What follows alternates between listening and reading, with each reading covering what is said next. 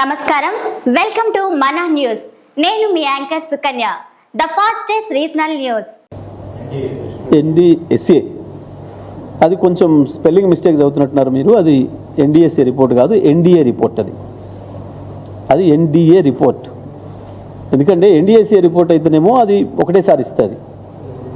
కానీ భారతదేశంలో ఇప్పటి వరకు ఎక్కడ ఏం ప్రమాదాలు జరిగినా అసలు ఎన్డీఎస్ఏ అనేది ఒకటి ఉందనే సంగతి కూడా తెలియదు.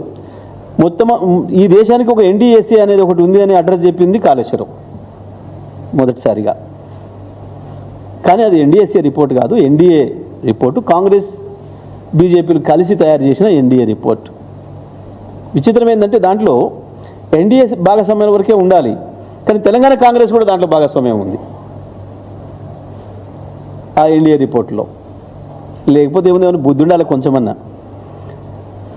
ఆనాడేమో ఎన్నికల ముందు తెల్లారే వరకే ఉరికొచ్చిండ్రు, ఏదో అయిపోయినట్టు. అసలు అది ప్రాజెక్ట్ అనేది ఒకటి కట్టినరా, ఆడ ఉన్నదా లేదా కూడా చూడలేదు వీళ్ళు. ఒకటే పూటలో హైదరాబాద్కి వచ్చి పోయి తెల్లవారికే లీకేజ్ ఇచ్చిండ్రు. ఆ నివేదిక ఎవరికి ఇచ్చిందని కూడా చెప్పలే. మొట్టమొదటి బీజేపీ నాయకులు మాట్లాడినారు, తెల్లవారి నుంచి వెళ్ళి ఇక్కడ ఉన్న కాంగ్రెస్ నాయకులు మాట్లాడినారు చాలా స్పష్టంగా. ఏంటిది? కేసీఆర్ని దెబ్బ కొట్టాలి. ఇక్కడ మోడీ గారి నాటకంలో భాగంగా ఇచ్చిండ్రు. ఏముంటుంది మరి దాంట్లో? ఇస్తే ఏముంటుంది దాంట్లో? ఇక అది ఊళ్ళల్లో ఒకటి ఉంది, మొదటిగా చెప్తే కానీ దేనికో రాసుకొని పారేసుకోమంటారు ఎవడో. నేను కాగితం తెస్తే గట్ట రాసుకొని పారేసుకోవడం కూడా పనికిరాదు ఆ నివేదిక.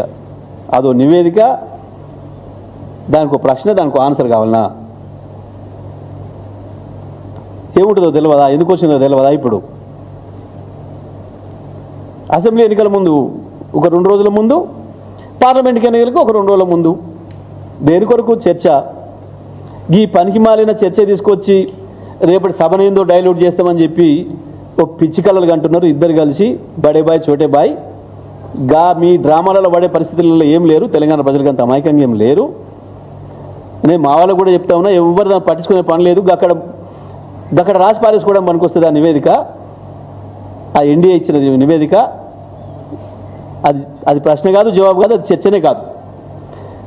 ఒకవేళ అట్లనే కనుక అనుకుంటే ఆ ఎన్డీఎస్సీ అనేది ఒకటి ఉండి నిజంగా పనిచేస్తే, మొట్టమొదటిగా గుజరాత్లో కట్టి పూర్తి కాకముందే ప్రారంభోత్సవం నాడే కూలిపోయి 150 మంది చచ్చిపోయారు.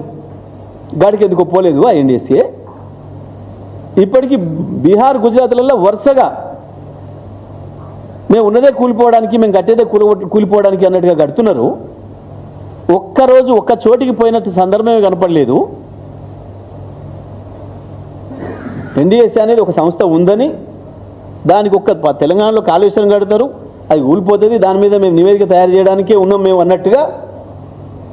అది అవసరమైనప్పుడు కేవలం ఎన్నికల సందర్భం, ఇంకో పొలిటికల్ సందర్భం వచ్చినప్పుడే దాని మీద చర్చ చేయాలన్నట్టుగా అదో పనికిమాలిన నివేదిక. అది ఏం దాని మీద చర్చ కూడా అక్కర్లేదు మనకు ఎవరికి కూడా. అది నిజమే ఎవడన్నా చూపించి ఇది ఇచ్చిండని చెప్పినట్టు లేడు. మరి ఉత్తగానే మీడియా మిత్రులకే కలలు వచ్చినట్టు రాత్రిపూట ఏది ముఖ్యమంత్రి వేస్తున్న రైతు బంధులు, రైతు భరోసాలు, రుణమాఫీల సమాచారం వచ్చినట్టు రాత్రిపూట టింగు అని చెప్పి మెసేజ్లు వచ్చినట్టు మరి కొద్దిమంది మీడియా మిత్రులకే వచ్చినట్టుంది రాత్రి కలల. ఎవడు చెప్పిండు? ఏ అధికారి చెప్పిండు? ఎవరికి రిపోర్ట్ సబ్మిట్ చేసిండు? ఎవడు నివేదిక బయట పెట్టిండు? నేను మెరిట్స్లో ఓట్లే. అసలు ఇది చెప్పినోడెవడు, చూసినోడెవడు? వాడు ఇయ్యంగా కిటికీలంగా చూసిండా? వాడు వెంటిలేటర్లంగా చూసిండా? ఇచ్చేటోడు ఇస్తుంటే చూసేటోడు పోయి